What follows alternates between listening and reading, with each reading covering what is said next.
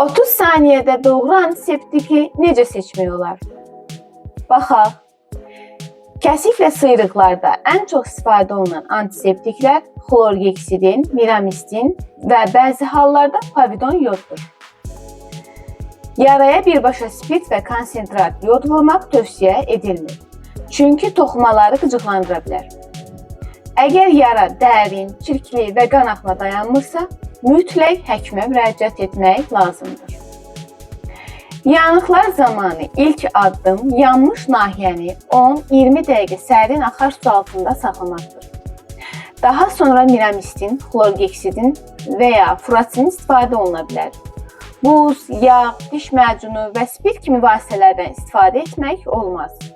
Yanıq böyük sahəni əhatə edirsə və ya dərin xarakterlidirsə, tibbi yardım almaq vacibdir. Heyvan cırmağı və ya dişləməsində yara əvvəlcə bol su və sabunla yuyulmalıdır. Sonra povidon yod, xlorgeksidin və ya miramistin tətbiq edilə bilər. Dərin dişləmə, sahibsiz heyvanla təmas və infeksiya əlamətləri olduqda vaxt itirmədən həkimə müraciət edilməlidir. Ayaq yaraları və diabetik yaralarda adi yara kimi yanaşmaq olmaz.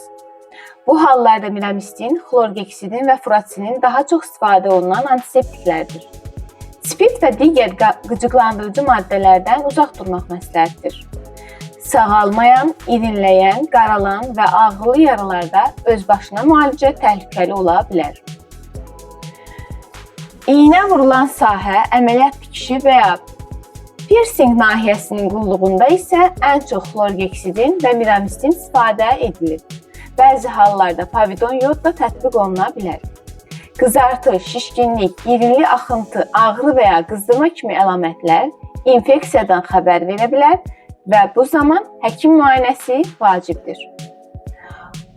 Unutmayın, hər yara üçün eyni antiseptik uyğun deyil. Doğru antiseptik seçimi yaranın növündən, yerləşdiyi nahiyədən və infeksiya riskindən asılıdır.